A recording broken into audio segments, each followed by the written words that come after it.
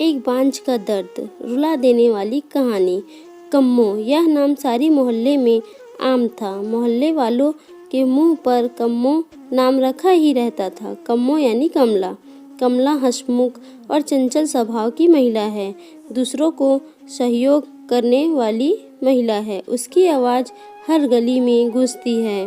हर घर की महिला जब तक कम्मो से बात नहीं कर लेती तब तक उनको चैन नहीं मिलता। कम्मो मोहल्ले के हर किसी से मिलनसार है। वह सुख दुख में उनका हाथ बटाती है।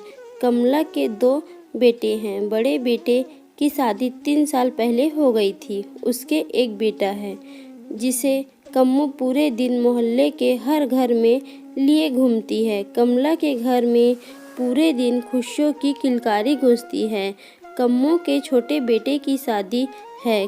कम हो आजकल घर के कामों में व्यस्त है। कभी बाजार से सामान खरीद कर लाती है तो कभी घर के साफ सफाई में। इसलिए आजकल मोहल्ले में उसका शोर शराबा कम ही रहता है।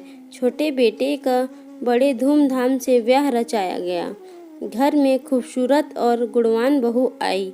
कम्मो उसकी प्रशंसा पूरे मोहल्ले में करती हुई नहीं थकती थी।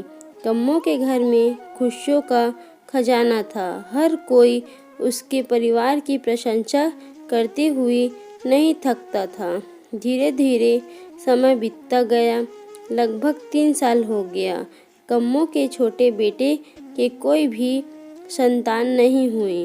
अब कम्मो परेशान रहने लगी। हर कोई उसकी छोटी बहू के बारे में पूछते, वह क्या जवाब देती।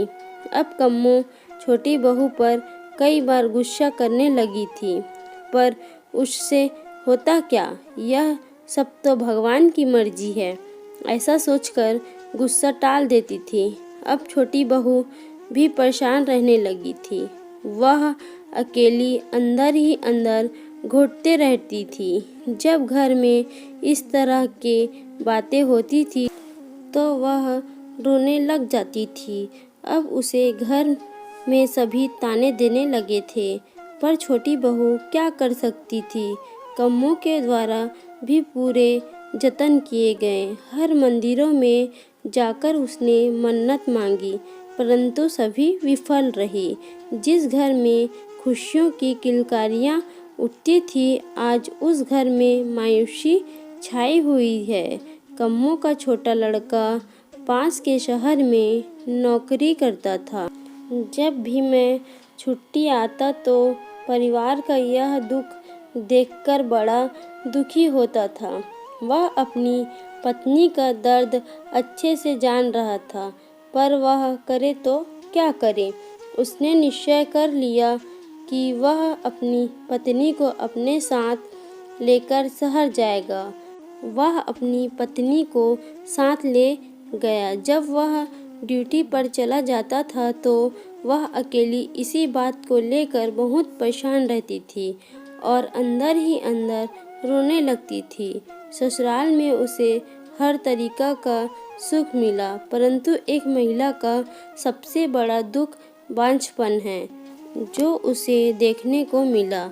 यह बात उसने अपने दोस्त को बताई और उसने बताया कि आप किसी डॉक्टर के सलाह ले सकते हैं, जिससे आपको संतान का सुख मिल सकता है, क्योंकि हमारे शरीर में बहुत सारी कमजोरियां होती है जिनका इलाज संभव है।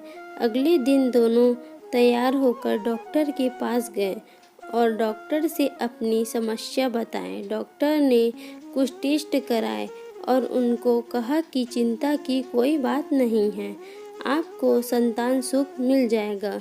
इसके लिए हमें IVF प्रणाली का प्रयोग करना पड़ेगा। इस पर निवेश ने अपनी सहमति दी। ठीक समय बाद निवेश को पुत्र रत्न की प्राप्ति हुई।